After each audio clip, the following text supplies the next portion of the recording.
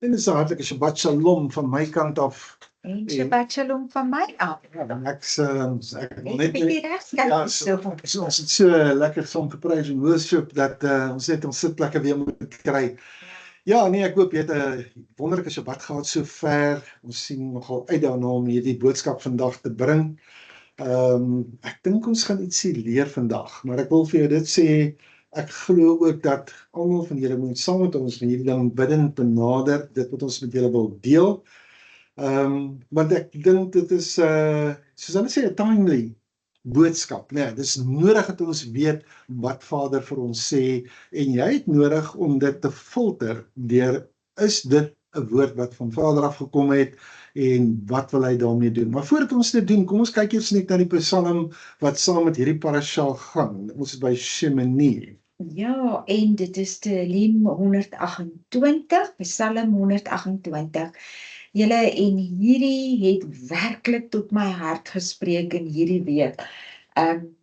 Soos ek vir Jolandi gesê het, toe ons nou in die worship was, daai een lied wat my regtig na trane toe gedryf het, wil ek vir julle sê, hierdie Tehillim, want daar is 'n persoonlike getuienis rondom hierdie wat ek nie nou wil deel hier nie, maar ek sal dit dalk na die tyd met die midrash sal ek dit deel, maar hierdie het regtig tot my. So kom ons luister, maak jou hart oop en ontvanklik en hoor wat die Vader vir jou wil sê.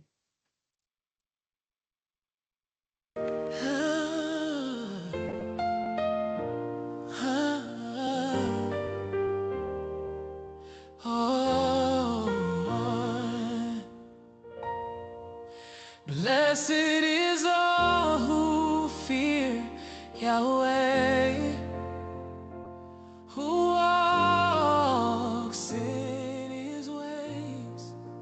You shall lead the labor of your hands.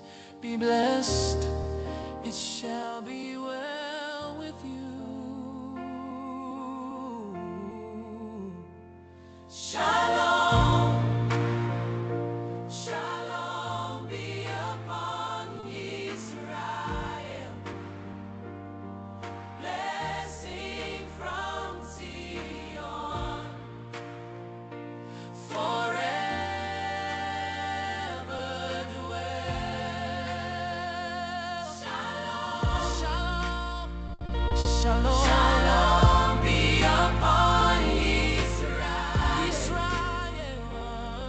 Blessing from Zion, forever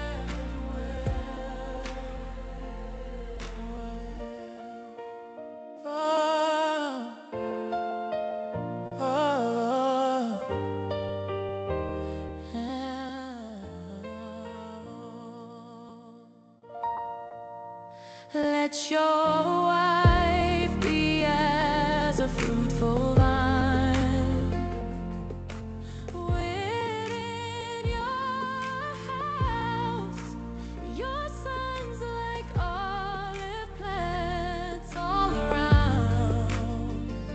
Your table is blessed. Shalom, shalom be upon Israel.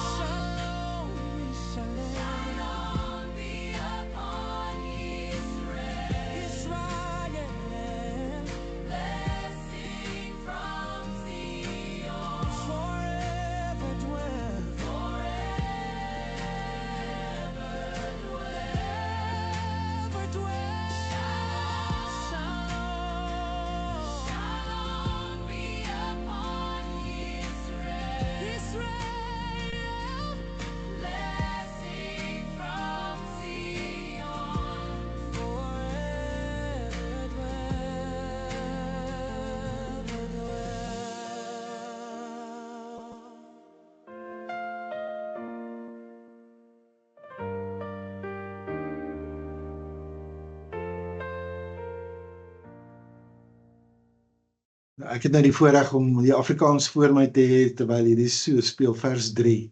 Jou vrou is soos 'n vrugbare wingerdstok binne in jou huis, jou kinders soos olyfboompies rondom jou tafel. En ons gisterand het ons weer soveel, ek hoop julle die blessings daar in julle huise ervaar en gevoel, nee. Want die olyfboompies het ons gisterand voor gebid, en 'n olyf is 'n ding wat absoluut gepars word en die beste olie word uit hom uitgehaal en hy word voorberei vir na iets wat werklik waar in diens van Vader kan wees en wat deur hom gebruik kan word. So mag julle olyfboompies opgerig word om waarlik werktuie in Vader se koninkryk te wees in die naam van Yeshua, en mag dit gebeur met die volle krag van die Ruach HaKodesh.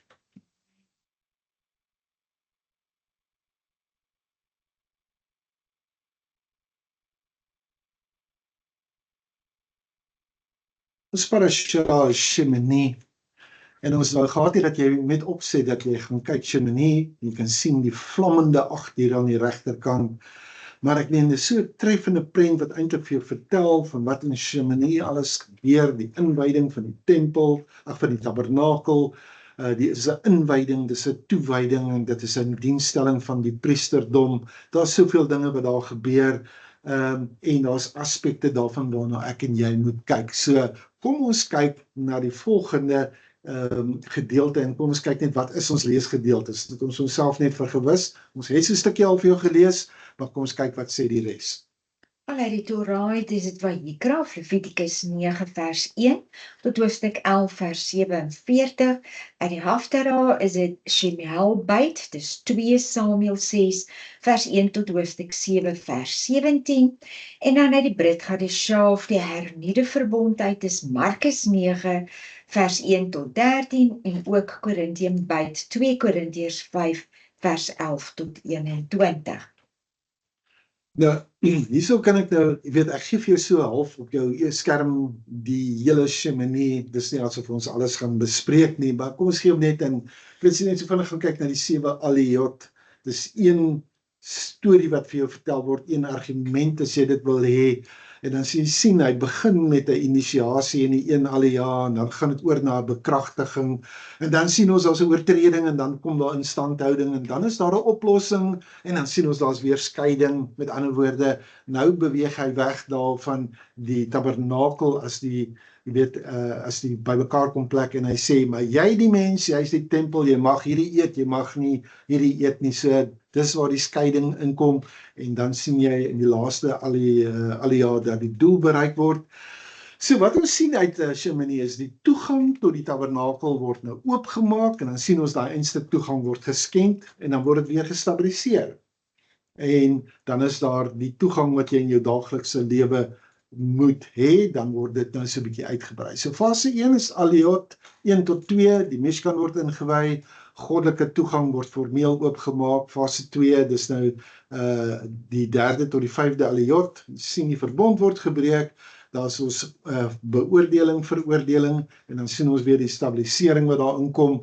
En jou laaste fase is dan die aliyot 6 tot 7, die toegang word uitgebrei na die liggaam. Nou julle sal onthou, ons het vir julle verduidelik, die tabernakel, die tempel, en Yeshua wat gesê het, breek hierdie tempel af, en ons is die tempel van die Gees. So die liggaam is ook 'n tempel, en daarom is die kashrut wette ook vir jou van belang, wat jy mag eet, wat jy nie mag eet nie. So dis maar die een prentjie wat ek net vir jou wil wys.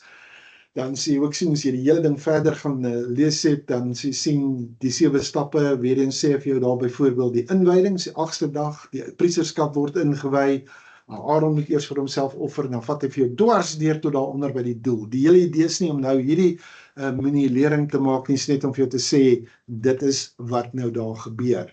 As jy wil, kan jy sekerlik 'n skermskoot vat daarvan, en jy kan dit vir jouself 'n bietjie verder gaan bestudeer. Ons gaan op een aspek gaan ons baie meer konsentreer wat ons voel ons moet uitbrei vandag. En daai gedeelte wat ons nou lewenslesse uit gaan kry, wat ons met jou wil bespreek, En ek wil weer eens vir jou sê, voordat ons begin met hierdie gedeelte van die lering, ons het 'n handout. Ek weet nie as dit so 'n mooi woord in Afrikaans vir 'n handout nie. Het ons, dis 4 bladsye op 'n Word-dokument. So al hierdie vrae, hierdie goetertjies wat ons hier so sit, dit kom op daai handout, kom dit, maar jy gaan dit ongelukkig eers kry nadat ons die lering aangebied het en nadat ons midrash gehad het. Dit word 'n dokument wat op Telegram vir jou uitgesit gaan word. Ja, die Shabbat. Op die Shabbat groep. Ja. En jy sal sekerlik weer na sekere van hierdie goed wil kyk. Ek is so oortuig daarvan, nee. So kom ons kyk. Goed. Wat ons gaan doen hier is ons gaan kyk na 3 onsigbare grense tussen ywer en aanname. Ek wil net vir jou sê daai woord aanname kan ook wees veronderstellings, maar dit kan ook wees vermetelheid. Nee? En daar's 3 woorde waarna ek en jy gaan moet kyk wat uit dit en jy sal sien, dis jou 3 grense, die onsigbare grense het elkeen 'n naam. Die een gaan wees bemagtiging of autoriteit. Die tweede ene gaan wees die tydsberekening en dan die derde ene gaan kyk ons na die motiewe. So ek wil hê dat ons daarby moet stil staan, want weet jy wat, as ons kyk in hierdie parasha Shemini, waar ons gaan stil staan by hierdie studie, dan kom baie mense, en dit sluit ons almal in, en ons lees partykeer net, jy weet, vinnig daaroor. Die belangrike ding hier is 2 manne het alles in aanhalingstekens reg gedoen, en hulle daarvoor gesterf. En dis wat die teks vir ons sê. So ons moet tyd daarmee spandeer. Daai 3 onsigbare grense, die autoriteit, die tydsberekening en die motief. Teen die einde van hierdie sessie gaan jy 'n filter hê wat jy kan inspan. Dis hoekom ons vir jou die handout gaan gee. Voor enige daad van leierskap wat jy dalk kan ingaan, enige diens wat jy gaan verrig, enige inisiatief wat jy wil neem. En daar's so 'n eenvoudige toets van 3 vrae wat gaan kom. Ons is nie besig met teologie nie, ons wil net vir jou 'n werktuig of 'n instrument in jou lewe gee. En dis hoekom ons sê jou vooraf, wat is die eindresultaat wat ek wil hê jy moet verstaan, en dan gaan ons probeer om jou te help werk na daai doel toe. En hopelik gaan dit jou help om beter te verstaan waarna toe ek op pad is en hoe ek daar uitgekom het. So elke alia het sy eie bottom line, soos hulle dit sal noem, die slotsom.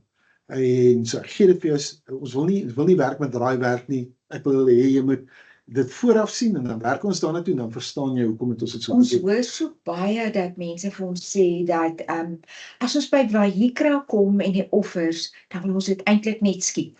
Want ons verstaan nie wat daar aangaan nie. Ons wil dit vir jou prakties probeer riglyne gee en dit vir jou oopbreek vir die lewenslesse vir vandag.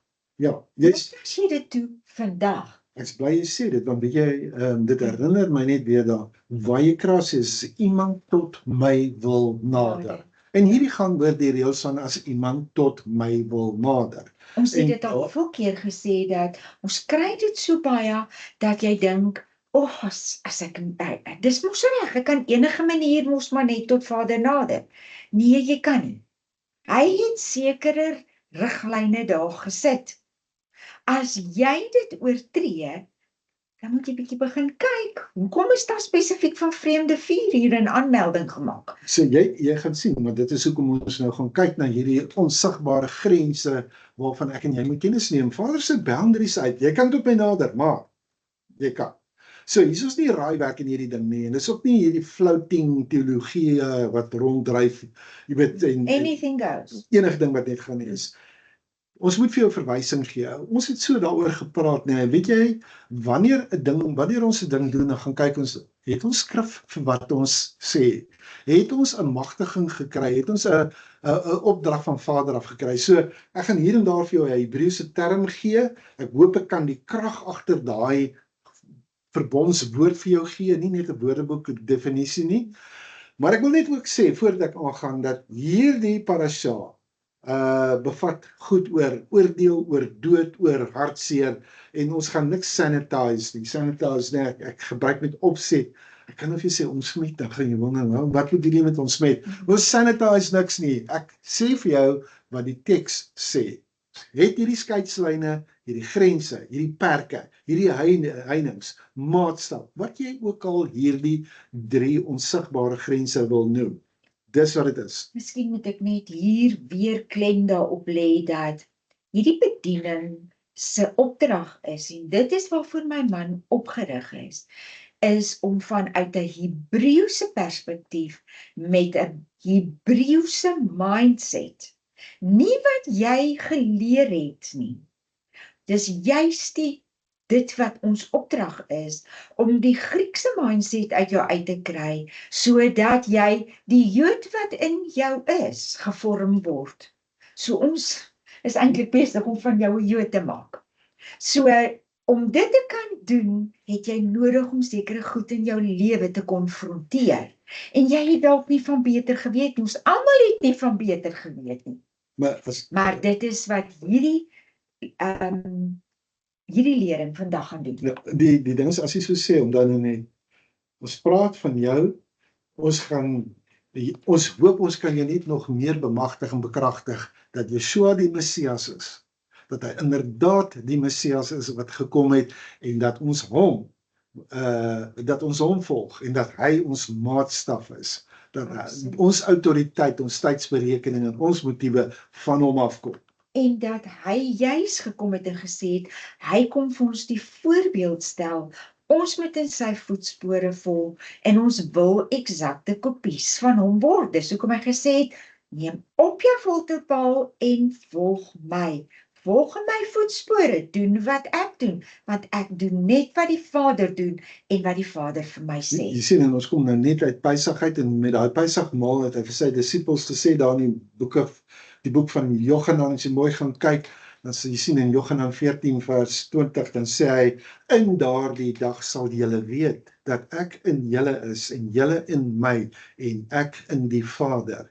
En dit is hoekom ons moet dit mooi verstaan, wanneer hy sê, ek en die Vader is een, want dis waar hy dan sê, maar dan moet ek ook met hom en die Vader een wees. Verstaan, ons moet daai beginsel verstaan. Een in visie, een in plan, Een in doel. Een in doel.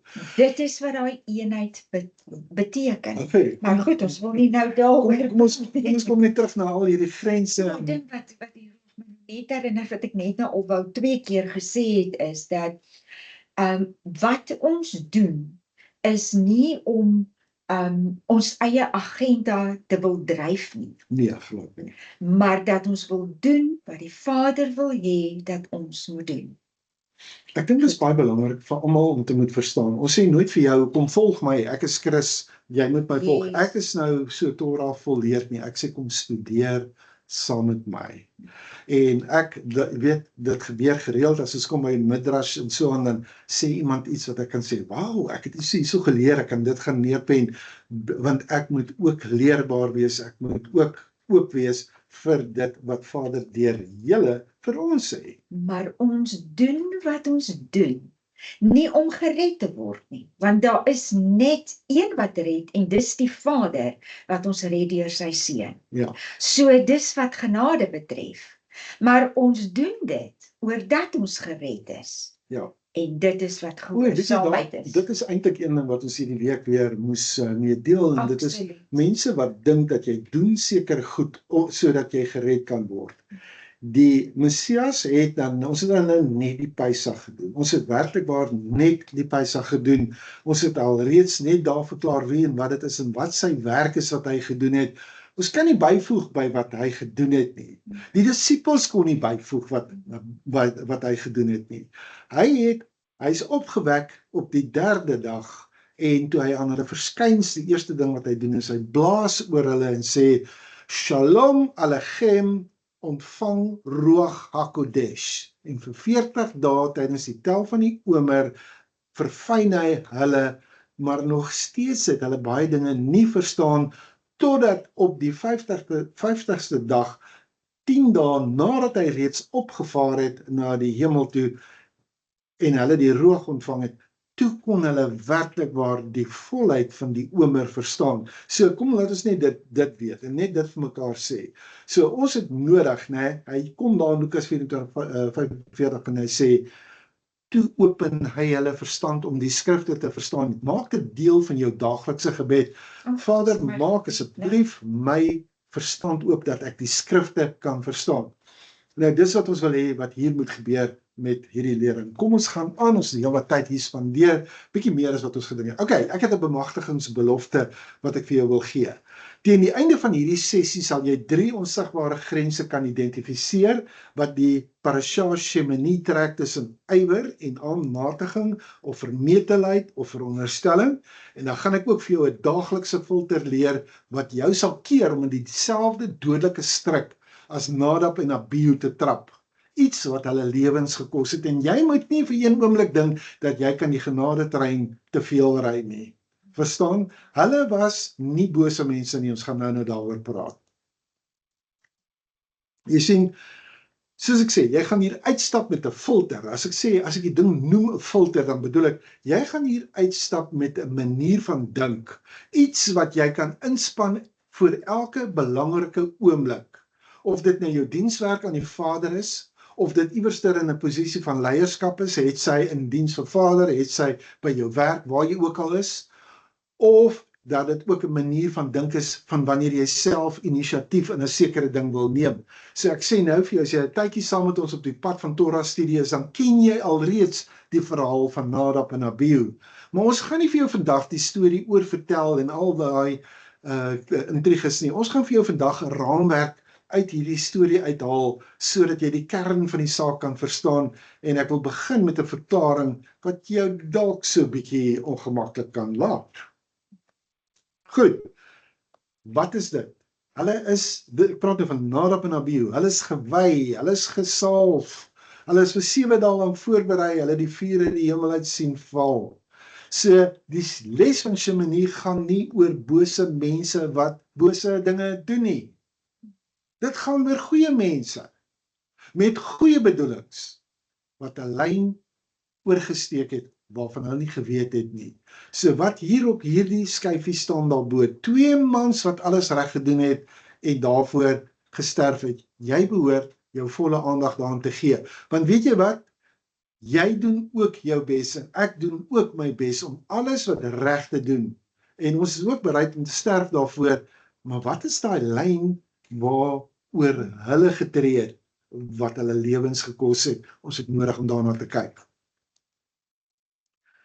So, ek gaan nou direk hierna vir jou die raamwerk wys. Dit is baie belangrik dat jy dit verstaan, want na dit is daar afgesonderde aksies wat geneem moet word. Hou dit in jou agterkop, luister na hierdie, want jy gaan later jou handout hê waarmee jy kan werk. Nee, wat is daardie 3 grense van die gewyde dienswerk? En ons praat nou van, ons fokus nou op Nadab en Abihu, né? Ons kyk na wat hulle gedoen het. Ek gaan hulle een vir een gaan ek hulle hanteer. Die eerste een is die magtiging, het hulle autoriteit gehad vir hierdie gewyde dienswerk waarvoor hulle geroep is. Het Jahweh gevra vir dit wat hulle gedoen het? Of het ek besluit dat hy dit sou wou hê? Hoor baie mooi wat ek jou vra, want ek vra vir jou, soos wat ek myself vra. Het Jahweh gevra dat hierdie ding gedoen word? Of het ek besluit dat hy wat Jahweh is, dit sou wou hê? Kan jy sien? Jou tweede grens van hierdie gewyde dienswerk gaan oor timing, tydsberekening. Jy kan die regte aksie neem op die verkeerde oomblik, en dit maak steeds van dit 'n verkeerde aksie, moet ek dit weer sê. Jy kan die regte aksie op die verkeerde oomblik neem, en dit maak dit steeds 'n verkeerde aksie, ons gaan dit sien.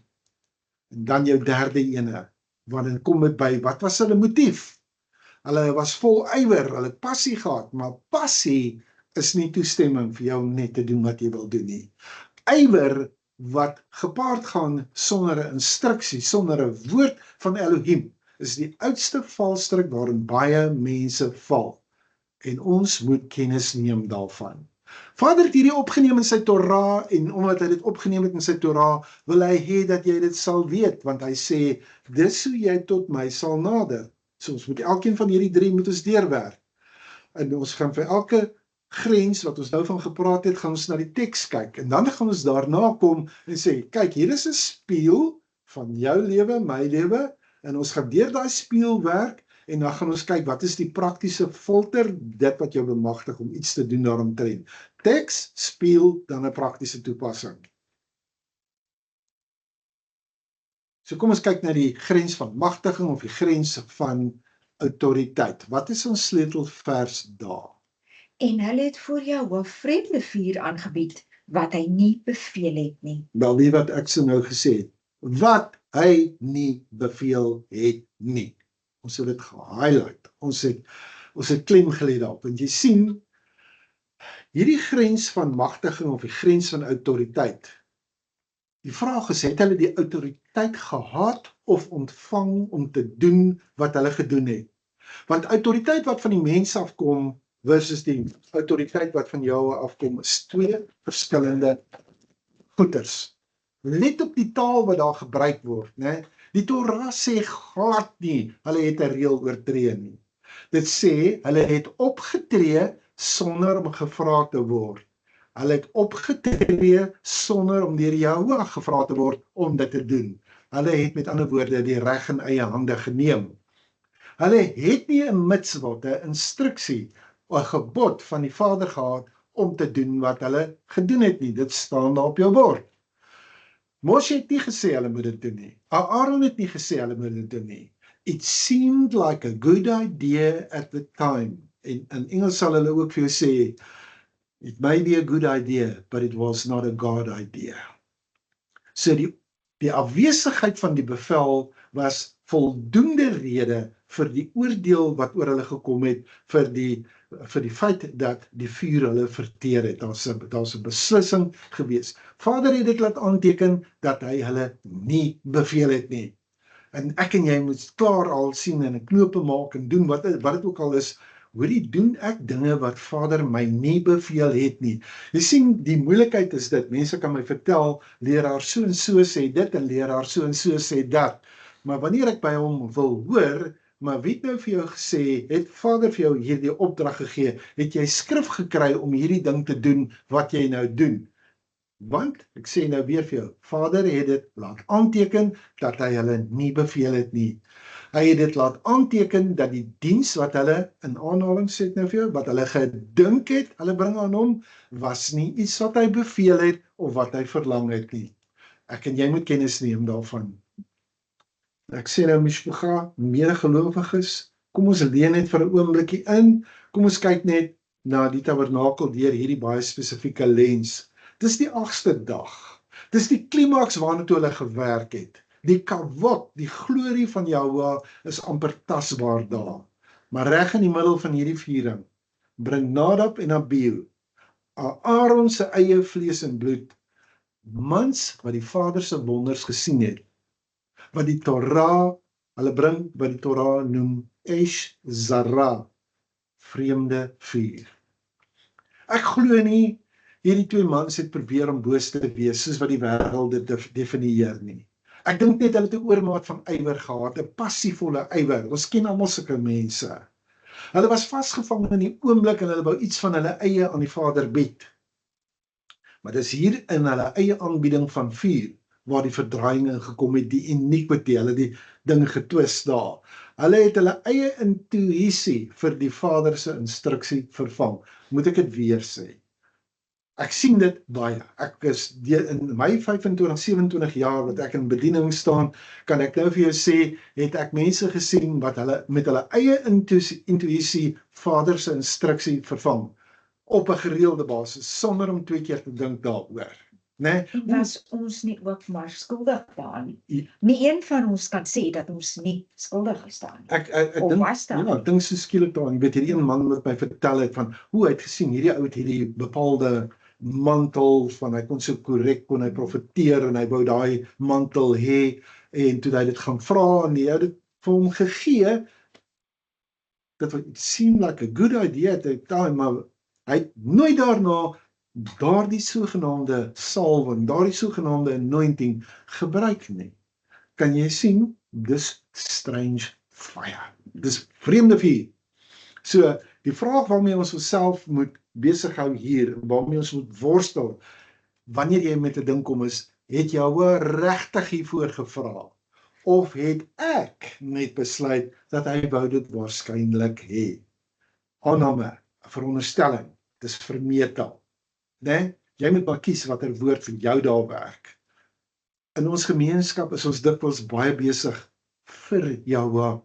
Ons wil nuwe inisiatiewe begin. Ons wil nuwe tradisies skep. Ons wil Vader help deur godsdienstig te wees. Dis wat ons wil doen. Goed. Ons moet onsself afvra, is hierdie stap wat ons nou neem 'n duidelike, maar duidelike mitswa, 'n gebod, of is dit gewortel in my eie begeerte om as iets geestelik beter of hoër gesien te word? Nou, hoekom is hierdie onderskeid dan belangrik? Want ons het nodig om die afgesonderdheid van die verbond te bewaar. Dis wat Vader doen, hy kom van Sinaï af, hy betree hierdie tent van samekoms. Ons het nodig om daardie afgesonderdheid te bewaar. Dis 'n aktiewe ding wat hy van my en van jou verwag. Hy wil hê dat ek en jy moet besef dat ons gaste is in sy huis. Ons is nie die argitekte van sy huis nie. Daai het nogal hard op my gespreek. Ons is gaste in sy huis. So wanneer ons die saak in ons eie hande neem, dan sê ons in wese dat ons goeie idees is gelyk aan sy wysheid. En in tweede tempel denkwyse kan ek nou vir jou sê, dit was nie net 'n fout nie. Dit was 'n oortreding van protokol wat die veiligheid van die hele kamp bedreig het. So, nou wil ek vir jou hier 'n ding sê, en ek hoop jy gaan dit reg verstaan.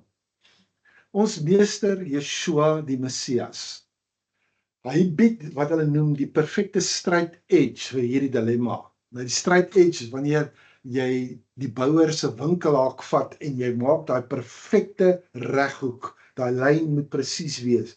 Hy wat die bouer is, hy gebruik dit om iets korrek te belyn. Maar dit is die maatstaf van Yashar, né? Hierdie bedieningsnaam, the way derech Yashar, dis die woord vir regheid. En kom uit die woord is afgelei die woord Yeshurun, wat beteken is 'n profetiese of 'n poëtiese naam, 'n digterlike naam vir Israel. So om Yashar te wees beteken jy word nie gebuig deur jou eie ego nie. Jy is nie deurtrek deur die druk van hierdie wêreld nie. Jy het nie 'n skewe, ongemagtigde ywer ontwikkel nie. Jy werk, jy leef opreg voor die Vader. En daai opregtheid, daai reghoek, dis die Torah. Die Torah is die reghoek wat die Vader vir ons gee om presies te sien waar ons karakter begin oorhel het, waar dit nou nie meer in lyn is met sy woord nie. Ek het na 'n tweede opsie gaan kyk oor wat hierdie kan beteken, en dis wanneer jy... Kan ek nie daarby sê wat die Ruach my nou weer herinner? Yeshua word genoem die hoeksteen. Hy is die hoeksteen. So hy was presies geplaas. Exactly. Absoluut. Die hoek, ja. Ja, presies. Hy is die Yashar van alle Yashare, as jy dit so kan stel. As daar so 'n woord bestaan, nou bestaan daar een. Ek het hom gemaak vanmôre. Goed, so nou wil ek kyk na die korreksie van oogskatting. Jy weet, ons kyk partykeer met 'n oog. Ek het een ou gekry wat, hy was 'n bouer, hy kon so op 'n myl aankom en kan hy sien dat daai mure skeef en gaan skop hy die ding af en dan moes hulle weer dit van voor af bou. So, die ding oor die oogskatting. Ons het almal die neiging om na ons lewens te kyk en te dink, ag ek doen okay. Ek hou die Shabbat en daar in Parashat Shemini waar sê ek moenie vark eet nie en ek moenie daai soort vis eet nie en ek moenie krokodille eet nie en al daai. Ag eintlik is ek baie Yashar. Ek is heeltemal reg. Maar hoor wat ek net sê, ons eie innerlike insig van wie ons is word baie dikwels getroebel deur ons eie motiewe. So dis die ding van 'n winkelhaak. Hy gee nie om hoe jy voel nie. Hy gee nie om hoe hard jy probeer nie. Dis die hoek en dis wat dit is. Hy wys jou bloot, dis die waarheid. Die Torah wys vir jou wat is die waarheid. So wanneer jy hierdie 3 grense van Shemini, die magtiging, die tydsberekening en die motief teen hierdie dade hou, as jy dit sien, jy weet, dan dien hierdie winkelhaak as 'n koue, harde staalrand wat ons gapings vir ons bloot lê. Mag ek net hier inkom, ekskuus dat ek jou onderbreek in hierdie, maar dit sluit absoluut nie by en ek voel ek moet getuig daarvan. En ek het dit vir jou genoem was dit gister of eergister, maar in die week het ek dit vir jou genoem. Voordat ek en Chris getroud is, het ek tot die oortuiging gekom van die Shabbat, die feeste, die kosher eet. Vader het met my 'n klomp goed wat hy my uit Egipte kom haal het, uit Babylon kom haal het. En toe kom ek op 'n stadium wat Vader vir my gesê het, Marietjie, dis net die begin. Wat ek wil hê is dat jy gefundeer moet word in die Torah. En ek sê, Vader, ek het nie 'n idee waarvan jy praat nie. Ek het geen kennis hieroor nie, ek weet ook nie waar gaan ek weet nie hoe gaan ek dit leer nie, maar ek stem saam met u. Ek het nodig om die absolute fondasie van die Torah te leer. En toe die Vader in sy alwetendheid en magtigheid het hy geweet, ek het hierdie man nodig. En dis hoekom hy my aan sy sy gesit het. Terwyl jy nou daarvan praat en dink ek, en iemand kan dit dalk naslaan en dalk vir ons net op die chat deurgooi as jy dit dalk kry, maar ek weet dis in Efesiërs 3, dink ek is deel van Shaul se gebed, is dat ons gewortel en geanker sal wees. Gewortel, hy sê dit so daar, Ja. né? Dat ons gewortel en geanker sal wees.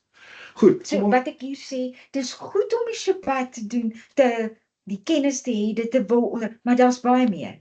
Jy is nog nie Torah, sê dit. Jy is nog net in die wegspringblokke, Jy is jy het nog nog nie, nie die exactly. eindstreep behaal nie. Dis hoekom Shaul sê, jy weet, hy strek hom uit na daai eindstreep. Hy strek hom uit.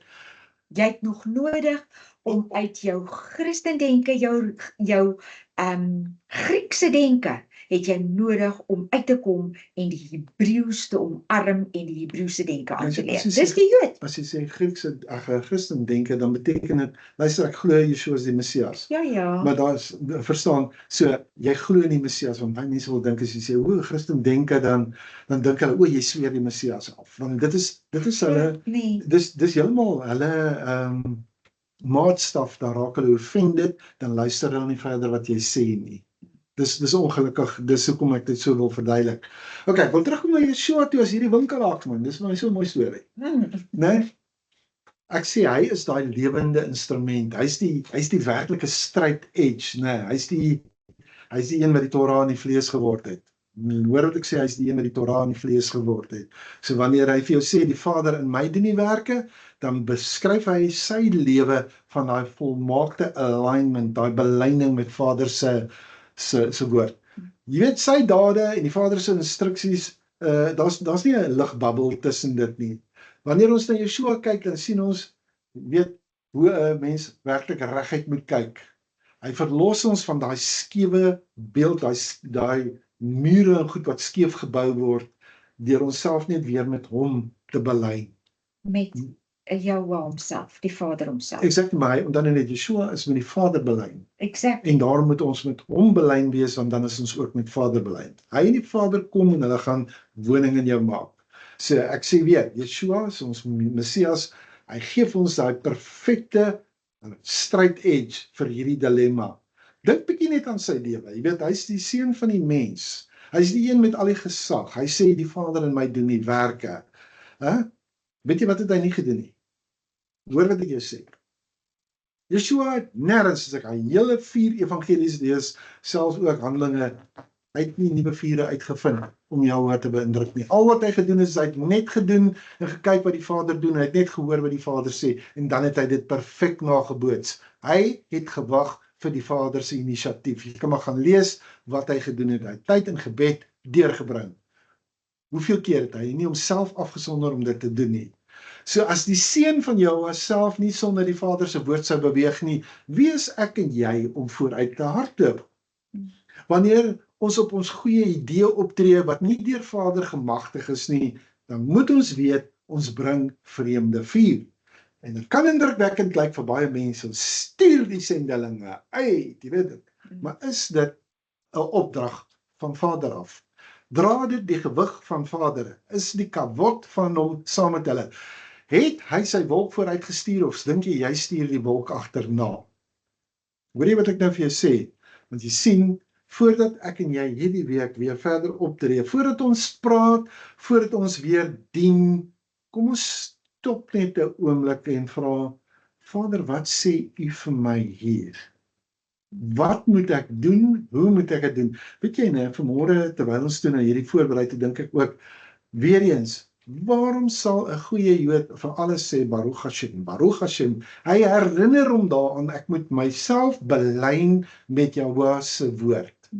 So kom ons maak seker ons vier is 'n reaksie op Jahweh se stem en dat dit nie 'n reaksie is, dat nie 'n ego is van ons eie ambisie nie.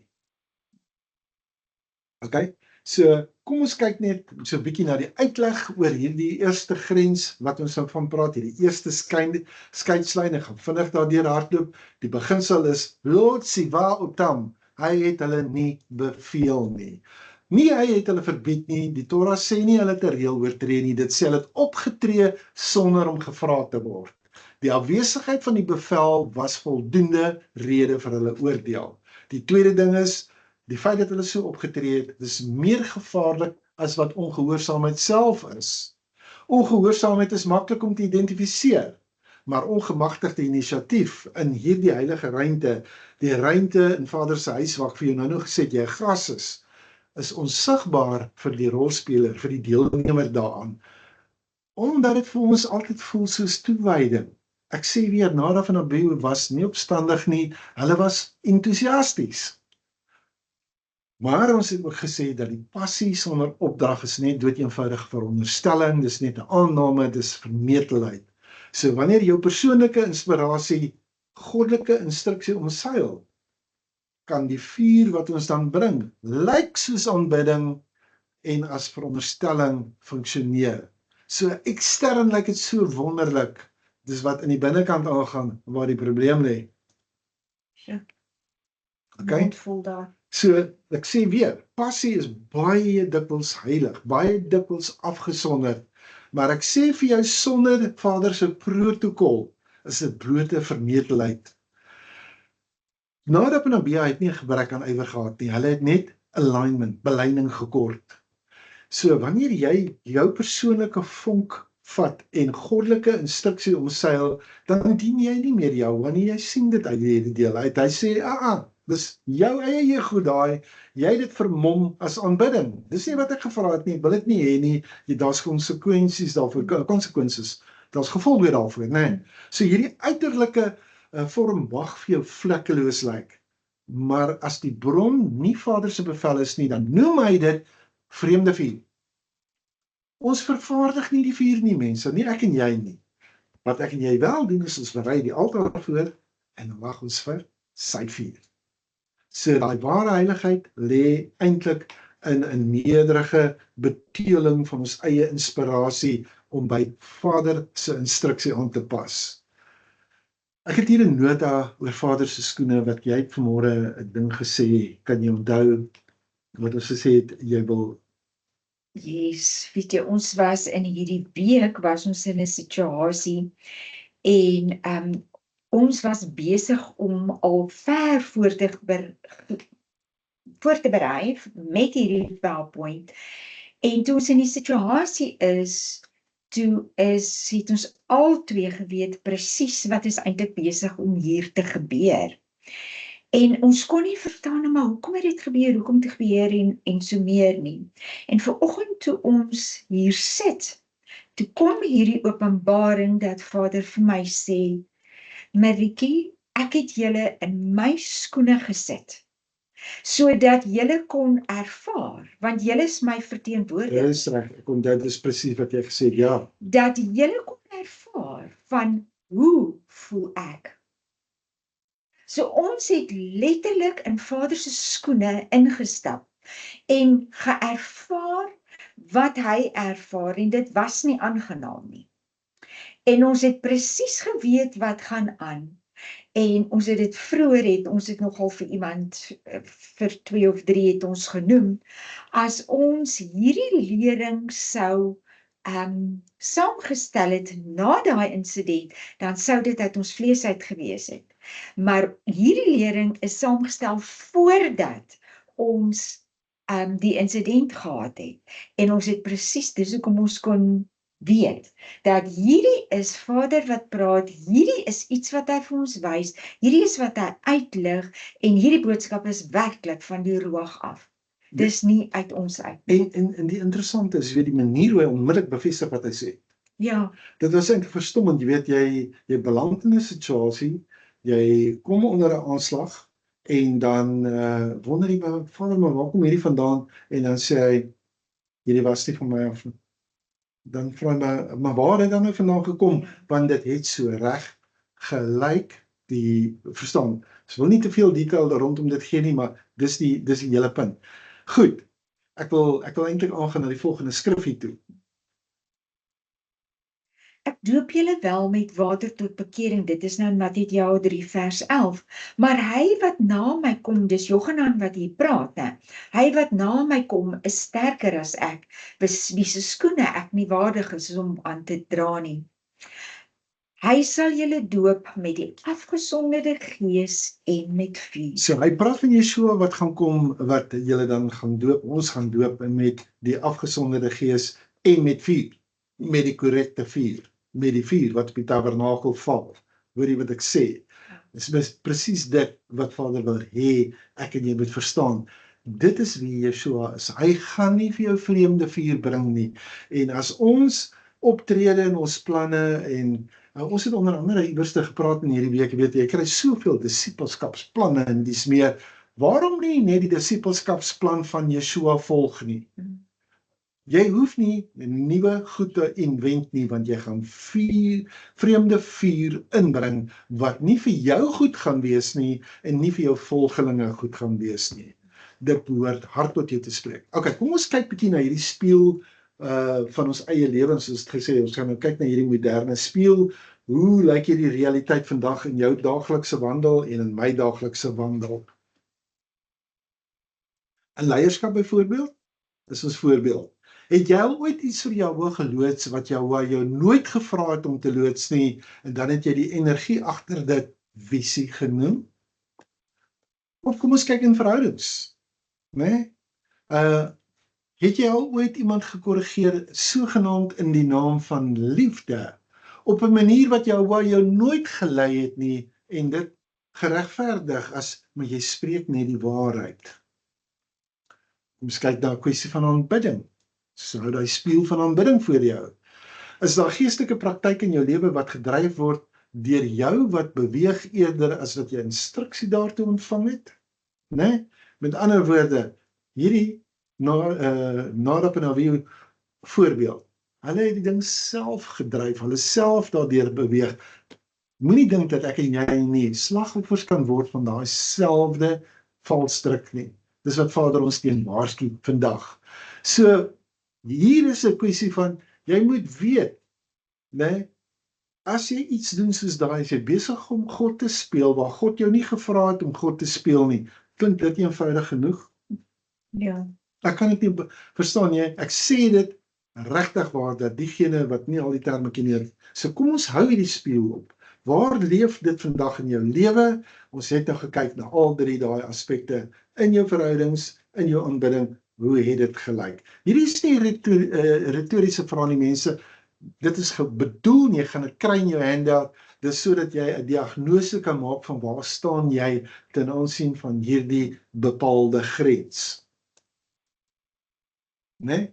Nou moet ons gaan kyk, ek kan nou vir al hierdie goeders gee, maar nou, wat is nou die werktuie wat ons vir jou gee om mee te werk? Waarmee kan jy werk? Né? So, daar's 3 vrae wat jy jouself kan afvra voordat jy optree, wat vir jou autoriteit gee, wat vir jou die magtigingsfilter is. Kan ek wys waar ek spesifiek gevra is deur Jahwe om dit te doen wat ek doen?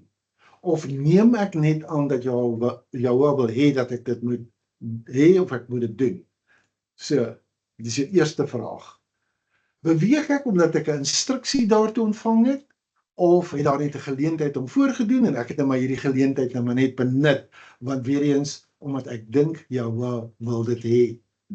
En jy sien, die vraag wat jy jouself verder ook moet vra is, sou ek dit steeds doen as niemand dit ooit erken nie en Jahwe nooit my daarvoor bedank het nie? Sou ek dit doen?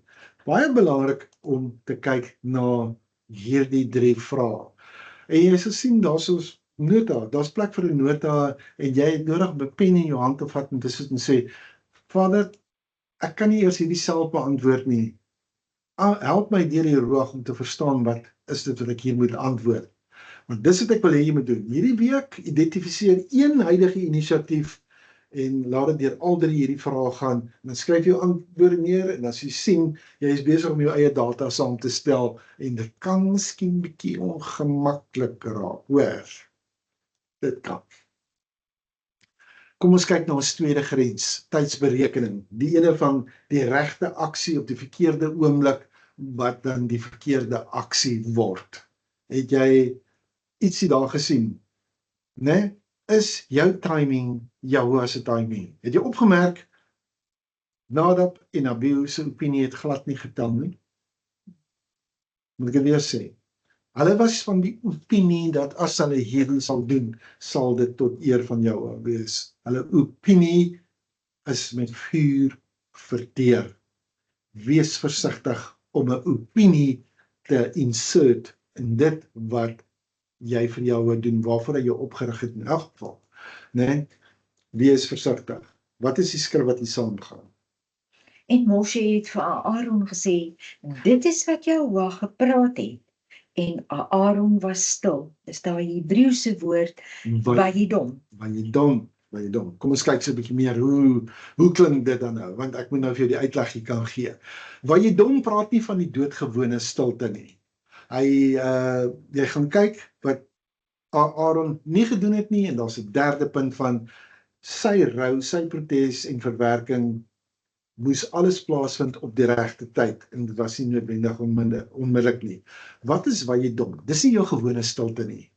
Jou algemene woord vir stilte sou wees shakat, S-H-A-K-A-T, shakat. Vayidom dra die gewig, die krag, die betekenis van 'n beheerde stilte onder druk. Wanneer jy hierdie woord weer kry, dan gaan jy na wat almal so maklik aanhaal, jy weet, be still and know I am the Lord, jy weet, daai tipe van ding. Wat van hy klink so? Nee, is nou Tehillim 37:7. Wees stil voor jou en wag geduldig op hom. Aaron het stil geword omdat hy verstaan het, dit is nie sy oomblik om te praat nie. Wat hy nie gedoen het nie, hy het nie geargumenteer nie, hy het nie sigbare tekens van rou getoon nie, hy het nie die diens onderbreek nie, hy het gewag. En die Torah teken dit so aan. En toe gee Moshe vir Aaron spesifieke instruksies en Aaron volg dit presies. So hy is nie verlam deur hierdie hele situasie nie, hy was voorberei. Rou, protes en verwerking het hulle regte tyd. Die tabernakeldiens moes voortgaan en hy moes afgehandel word, want dit is 'n nasionale ding, nie net 'n individuele ding nie, so die nasie sou geaffekteer gewees het. Ons weet, Aaron se wêreld is sopas verpletter, maar Jehovah se opdrag is, staan vas, maak die werk klaar. Dit gaan nie oor wreedheid nie, dit gaan oor dissipline van afgesonderde verantwoordelikheid. Dis wat Jehovah van jou verwag. Dit gaan oor die nasie in sy geheel. Jy mag hierdie persoonlike verlies ly, maar kyk na die nasie as geheel in hierdie proses, want jy dien saam in die verbond van hierdie nasie. Soos ek gesê, die algemene Hebreëse woord vir stilte is shakat, maar die Torah gebruik Vayidom. Dink byvoorbeeld aan die stilte wat jy by 'n meer of 'n dam teen dagbreek gaan ervaar. En dan kontrasteer jy dit met daai stilte wat jy kry net nadat jy 'n swaar donderslag gehoor het, né? So die meer is shakat, is 'n natuurlike vreedsame rus. Maar wat Aaron hier gedoen het is Vayidom. Dis 'n stilte wat letterlik vibreer onder die druk van 'n gebreekte hart wat hy net met suiwer wilskrag bymekaar hou. Ons moet net besef dat volgens die tweede tempel begrip is die Kohen Hagedol, die hoëpriester, nie net 'n man nie. Hy is die lewende brug tussen die Vader en die mense. Sê daai weer, want dit het vanoggend so in my gees gedrop toe jy dit gesê het. Die Kohen Hagedol, die hoëpriester, hy is nie net 'n man nie. Hy is die lewende brug tussen Vader en die mense. En wat het Yeshua kom sê? Hy is die leer. Hy is die die brug tussen ons en die Vader. En die engele beweeg op en af op hom. En het ons nie iemand juis in hierdie week donderdagmiddag bedien daarmee nie. Presies, dit is Ja. presies net dit. So daai Jacob's ladder sê Yeshua, dis hy. As jy die skrifgie soek, as jy wil 'n aantekening maak, gaan kyk in Johannes En 1. hy is ons hoëpriester. Ja, hy is presies hierdie lewende brug tussen ons en die Vader. Presies. Dis wie hy is. So, nou sien ons, as Aaron breek, as hy sy hartseer in 'n skouspel of 'n protes laat verander, dan gaan hierdie hele brug in mekaar val en hy kan nie bekostig dat dit moet gebeur nie, want hulle is besig met die inwyding van die tempel. En so wanneer Tehillim 37:7 sê, wees stil, die dom gedeelte van Vayidom voor Jahoua, dan verg dit dat jy dieselfde gewig daaraan sal koppel. Dis soos die stilte van 'n soldaat. Hy staan op aandag terwyl die wêreld hier rondom hom brand. Aaron verstaan die gewig van Jahoua se kavod wat daar in daai vertrek is waar hy is. Hy weier om toe te laat dat sy natuurlike menslike impuls die Vader se protokol oorheers. Nadat en wie weet nie dit gedoen nie, hulle die protokol verontagsaam. Hierdie gaan nie daaroor 'n Vader koud is nie. Hy beskerm die res van die gemeenskap deur die dissipline van die priester, van die hoëpriester. So Aaron se stilte in hierdie geval is daai winkelhak, is daai bouers reghoek, wat daai reguit rand verseker, né, in die tabernakel wat verseker dat die hele ding nie in chaos verval nie. So hy moes homself ontledig sodat die werk voltooi kan word. Net soos wat Yeshua later sou sê, Vader en my doen die werk, laat Aaron hiertoe dat Vader se instruksie die enigste ding is wat sy hande laat beweeg. Hy wag vir Vader se woord en hy volg dit tot op die letter. Dis die hoogste vorm van aanbidding, om op jou pos te bly en die perke van jou roeping te handhaaf, selfs wanneer jou hart in stukke is.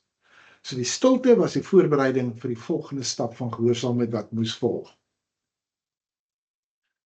Nou sien ons, né, kom ons hou hierdie spieël van hierdie grens voor jou. Hoe lyk jou realiteit vandag in jou daaglikse wandel?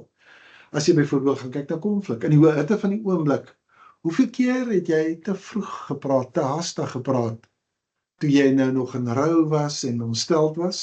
Of hoeveel keer het jy nie 'n goeie resultaat sommer self in die wiele gery, omdat jy nie kon wag vir die stilte van Vayidom nie? Nee? Kom ons vat 'n situasie in bediening. Het jy al ooit die regte boodskap op die verkeerde tyd afgelewer en gesien hoe dit in 'n aanval omgesit word eerder as 'n uitnodiging? Glo my, jy sal dit ervaar. Ons kyk na die besluitnemingsproses. Is jy in 'n tyd waar Jahoua jou vra om stil te wees en jy interpreteer daardie stilte wat hy vir jou vra is dat hy jou verlaat eerder as dat dit sy instruksie is? Dis harde goed hierdie om na te kyk, né? Ek hoop ons maak dit eenvoudig genoeg dat jy dit kan verstaan, maar gelukkig gaan jy dit kry op jou handout.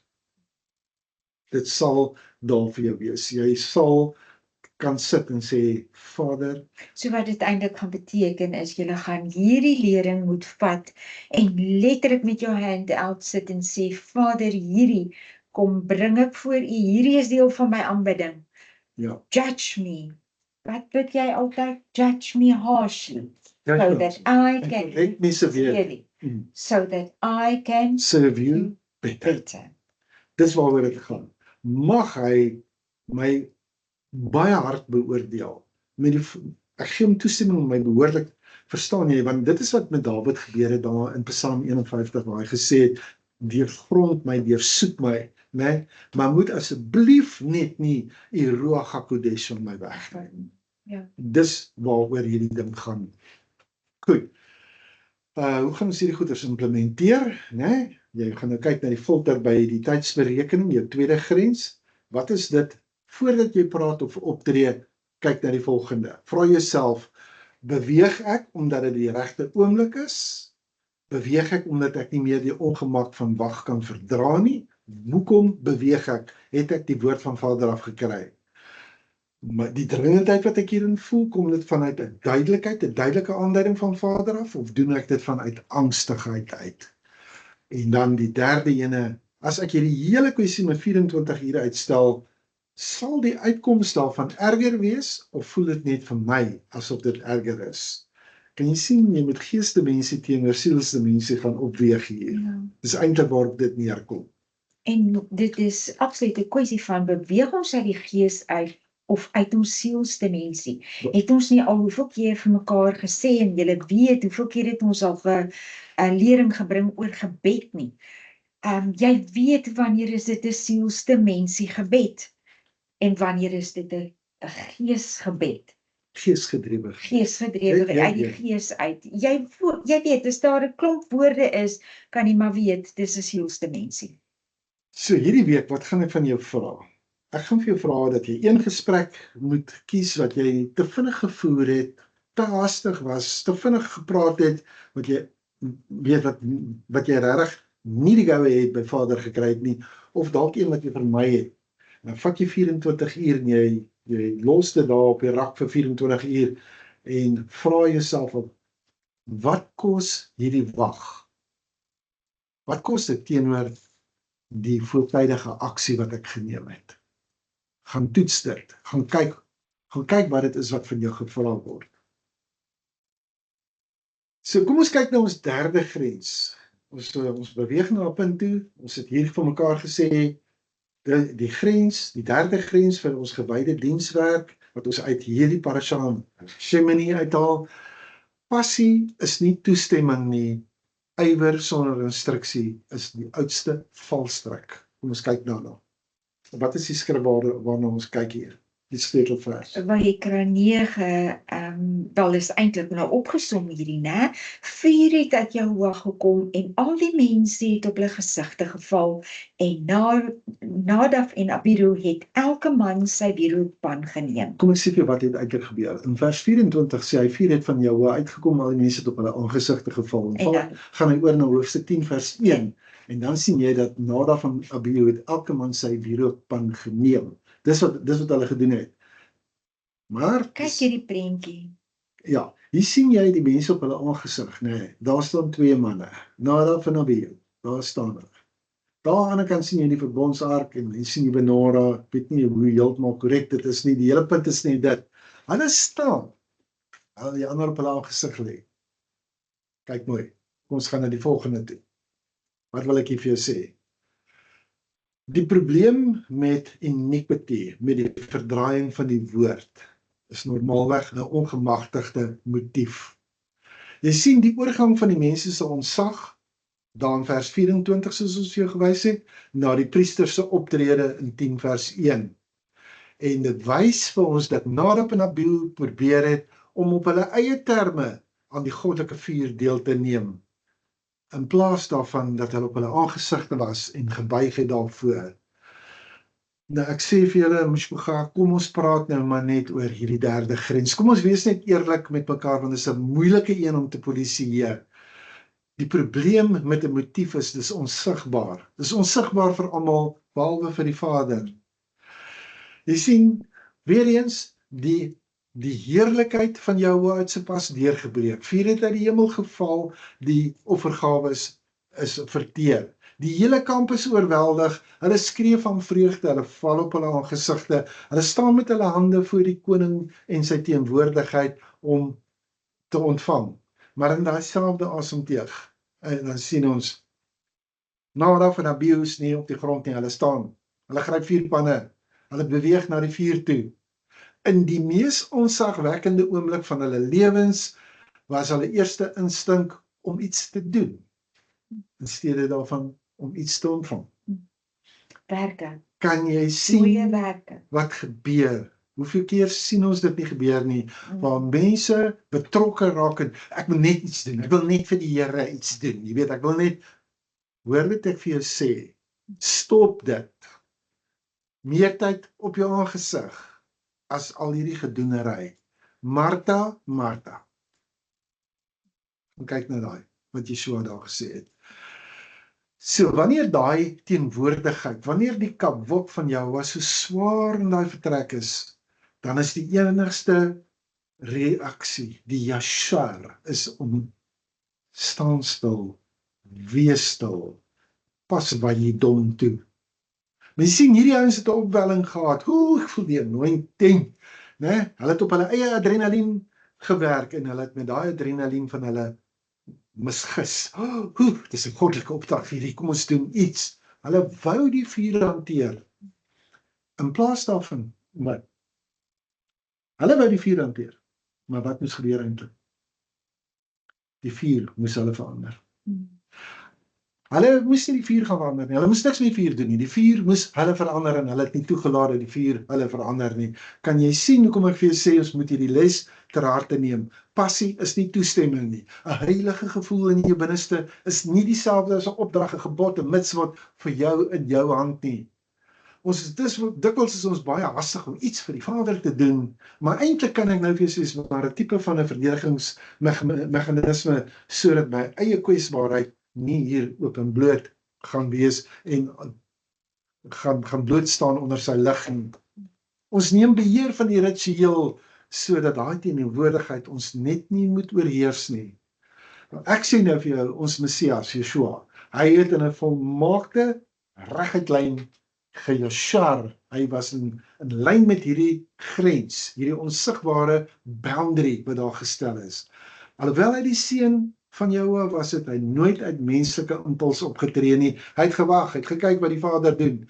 Hy het geweet dat die uiterlike vorm van 'n wonderwerk of 'n lering net mooi niks beteken, as die motief nie 'n direkte reaksie is op Vader se inisiatief, dit wat hy sê of dit wat Vader hom wys nie. Dis hoe Yeshua opgetree het. Hy het gewag om te sien, hy het gewag om te hoor. As ons beweeg omdat ons opgewonde is, eerder as omdat ons beveel is, dan bring ons vreemde vuur. Jy kan dit probeer regverdig soveel soos wat jy wil. Dis vreemde vuur. Die skrif vertel vir jou, dis vreemde vuur. Jy kan nie vir my sê dis Ou Testament nie, dan verstaan jy nie verbond nie. Die verbond is waarin al hierdie goed gegrondves is, dis die fondasie. Dit mag vir die mense rondom jou lyk soos aanbidding. Halleluja, kyk net hoe weet, heilig is hierdie ouens. Maar in die hemel funksioneer dit wat jy doen as hoogmoed. Baie harde ene daai. Dit lyk vir die mense na aanbidding, maar in die hemel staan dit as hoogmoed. Jy doen nie Vader se wil nie. Ware toegewyde of gewyde optrede vra dat jy in nederigheid op jou aangesig bly. Tot wanneer? Tot Vader vir jou sê om op te staan. Belangrik, né? So wat sê ons mekaar? So wat is hierdie toneel waarop ons gereageer het, of waarop hulle gereageer het? Goddelike vuur het geval, die glorie is sigbaar, die mense is op die grond. Nadav en Abihu, hulle reageer. Hulle nie deur te gaan lê nie. Hulle tree op. Wat is die motief agter hulle aksie? Wat is dit wat hulle doen? Nee? Hoe gaan jy hierdie idee van motief, hoe gaan jy dit polisieer? Hoe gaan jy dit beheer? Want Moshe kon dit nie doen nie, en Aaron kon dit nie doen nie. Net Vader kon dit hanteer in daai situasie. En ek wil vir jou dit sê, hy is die een wat die motief van jou hart ken, né? En ek sê vir jou sê, maak nie saak nie, moenie vir my sê Vader ken my hart nie, want ek sê vir jou dis bedrieglik hoe alle dinge, en as dit die maatstaf is, dan kan ek nou vir jou sê, wil jy hê hy moet dit judge, dan hy sal dit vir jou doen. Die mense is op die grond in hierdie storie, nadat van by Abihu het gereageer, hulle het opgetree in die mees onsagwekkende oomblik vir die wêreld. Nee, kies hulle om te doen en nie om te ontvang nie. Hulle is eintlik verteer deur die een of ander verlange of begeerte om meer geestelik te wees, om nader te kom as wat die oomblik toegelaat het. Hulle liefde was reg, maar die motief om hulle eie toegang op hulle eie terme te wil kom versnel. Vader sê dis selfgerigte aanbidding geklee in priesterlike klere, nee. So, hoe gaan ons maak? Hoe gaan ek nou vir jou sê, hoe gaan ons die moeilike grens polisieer? Jy weet, kom ek vat die voorbeeld, 'n man kan 'n vlekkelose lering bring, eintlik doen hy dit bloot om sy dors na erkenning te les. Ek ken sulke mense. 'n Leier kan iets fenomenaals vir Vader oprig, maar in sy diepste wese is dit niks anderster as 'n gedenkteken vir homself nie. So die uiterlike vorm lyk perfek. Binnekant was die probleem. Ek het 'n tweede opsie gaan soek om dit te probeer verduidelik vir hierdie vreemde vuur benadering wat hulle motief sou wees. Jy weet, jy kan 'n woord bedien wat mense se harte raak, want dalk doen jy dit net vir die applous. Jy kan 'n hele ryk opbou wat jy sê, maar jy doen hierdie vervadering, maar eintlik word dit 'n monument vir jou eie ego. Alles lyk foutloos van buite, maar binne-in brand daar 'n vreemde vuur. Weereens, die eksterne vorm is onberispelik. Dis die binnekant wat die probleem is. En hier moet ons teruggaan vir, doen ons dit vir die likes? Doen ons dit vir die hande klappies? Doen ons dit vir die erkenning? Glad nie. Dit behoort glad, maar jy moet jouself gaan afvra. Dit hoort nie by 'n gelowige nie. Ja. Dit hoort nie by hom nie. Kom ons hou vir jou weer die spieël voor. Kom ons doen dit. Hoe lyk hierdie realiteit in jou lewe? As jy gaan kyk na diens, as niemand jou ooit bedank of jou gesien of jou erkenning gegee het vir wat jy bygedra het nie, sal jy dit nog steeds in dieselfde energie doen? As jy instruksie gee, onderrig gee, leiding gee, die vraag is, bou jy iets vir die koninkryk of bou jy die koninkryk as 'n voertuig van iets van jou? Kyk mooi na daai ene. Bou jy die koninkryk of gebruik jy die koninkryk om jou Iets vir jou te bou. Ja, jou eie koninkryk te bou? Och, en ons sien dit so baie.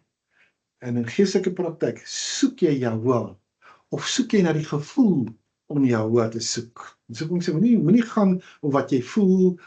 Gevoel is 'n baie gevaarlike ding. Jou gees moet weet, ek soek die aangesig van Jahwe. So hierdie is nie dieselfde ding nie, want as jy nie vir Jahwe soek nie, maar jy soek eerder die gevoel, dan gaan jy verskillende vrugte kry wat opgelewer word. Hoor mooi wat ek jou vandag hierso kom vertel. Goed. So, ek dink kom ons beweeg aan terwille van tyd dat ons net, ek wil hierdie mooi saamvat vir jou. Ek wil regtig kyk dat ons vir jou 'n mooi samevatting gee. So wees net so klein bietjie geduldig met my. Kom ons kyk net na hierdie grens 3, wat gaan jy doen met hierdie motieffilter? Hoe jy maar hierdie interne audit moet hanteer met jouself. Ek gaan weer vra, en dis wat jy nou oor gesê het.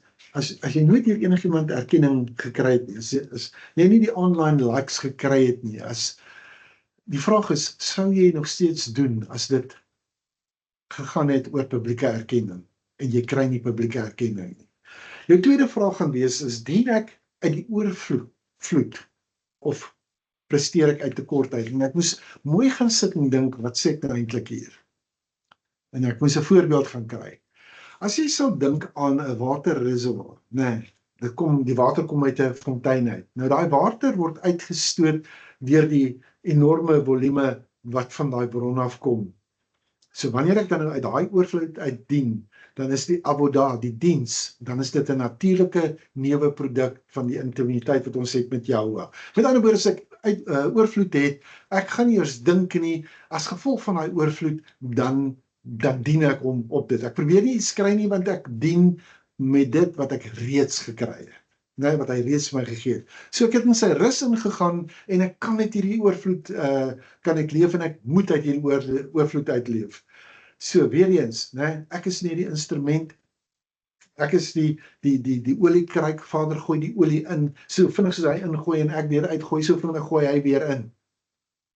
Verstaan jy wat ek wil probeer sê? Dis wanneer jy oorvloed het. Hy is die een wat die lig aangesteek het, hy is die een wat die vuur aangesteek het, ek operate vanuit daai omgewing.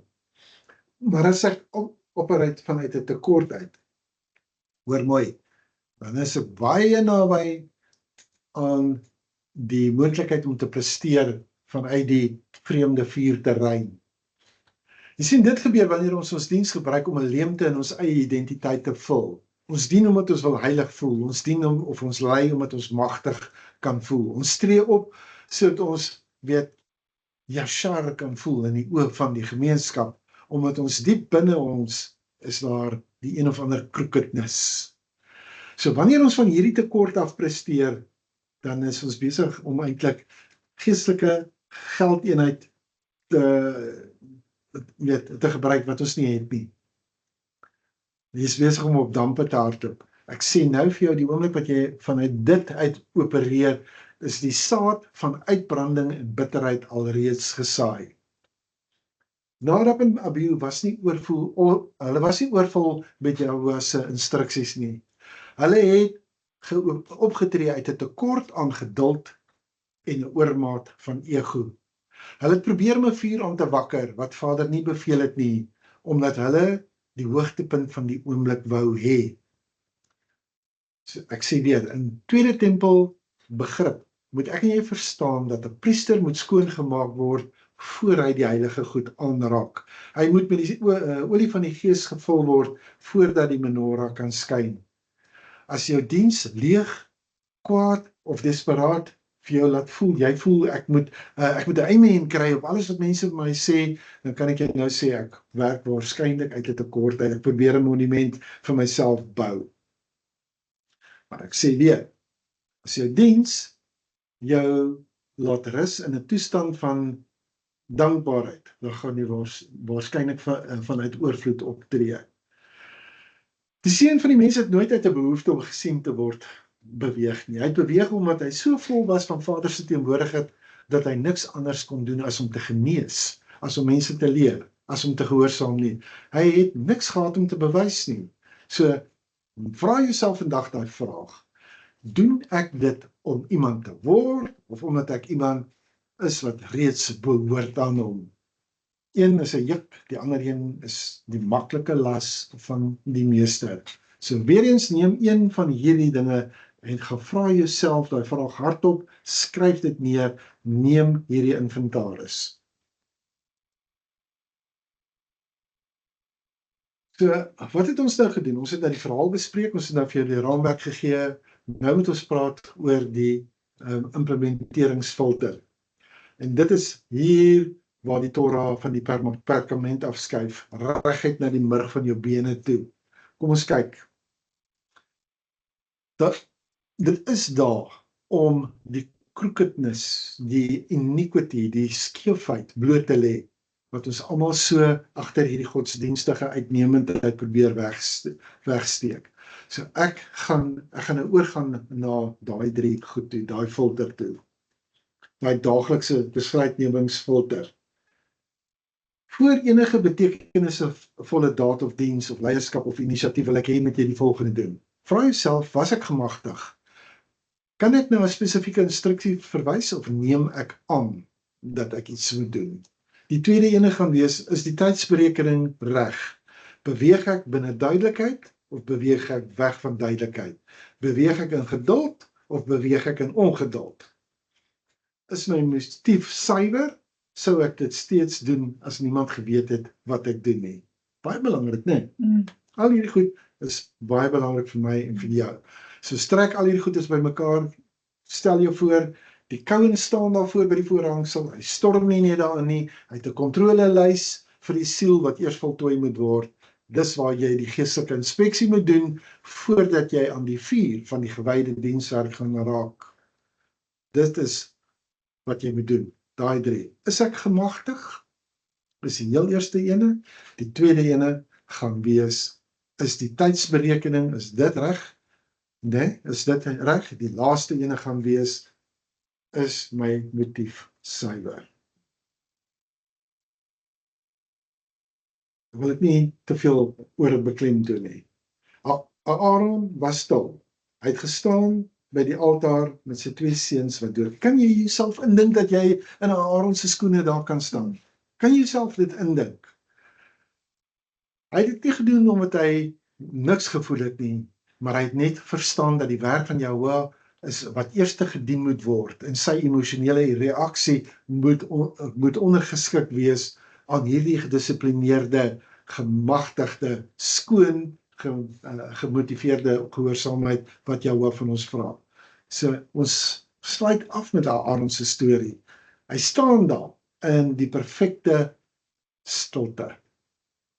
Moet jy nie misgis nie. Hy was nie gevoelloos nie. Vader was nie gevoelloos in hierdie situasie nie. Tree op soos Vader wil hê volgens sy protokol ten spyte van dit wat jy deurgaan. Dit is die lewensles van Shemini. En dit is vandag nog steeds van toepassings, net so lewendig soos daai vuur wat hulle verteer het. Neem hierdie filter hierdie week, gebruik dit hierdie week, was ek gemagtig, is my tydsberekening reg, is my motief skoon. Laat dit die maatstaf wees. Hierdie besprekingsvraag gaan ek net vinnig vir jou wys hoe dit lyk, dit kom voor op jou handout. Watter van hierdie 3 grense vind jy die moeilikste om te handhaaf en hoekom? En kan jy 'n oomblik noem wat jy sonder toestemming beweeg het en dis meer. Gee nou maar die ander 2 ook vir ons, jy net kan sien, dit is waar dit is. Dit staan op jou handout en vat daai besprekingsvrae, werk daarmee en ek wil amper sê, kyk of jy bereid is om dit met iemand te deel, is jy verantwoordbaar daarvoor. Dis 'n hele mond vol hierdie wat ons vandag vir jou gesê het. Gaan weer deur hierdie goed. Maar die belangrikste is wanneer ons hierdie afsluit is om vir mekaar te kan sê, wat sluit Jahoua hierdie gedeelte mee af? Hy sê, wees afgesonder, want ek is afgesonder. Vader verwag dat ek en jy presies afgesonder sal wees, so heilig sal wees, so wat hy heilig is. Hoekom? Want hy is Jahoua jou Elohim. En as hy vir jou sê dat jy kan perfek afgesonder wees, dan sê ek nou vir jou, hy is nie 'n mens dat hy sal lieg nie. Sal hy 'n ding sê en dit nie doen nie. As hy sê, dis vir jou moontlik om volkome afgesonder te lewe op hierdie aarde, dan is dit wat hy wil hê. Want dis die identiteit wat hy vir jou het, waarbinne hy wil hê dat jy moet beweeg, wat ek moet beweeg. Neem hierdie, gaan bestudeer dit, gaan werk deur dit, en hoor wat sê Vader vir jou.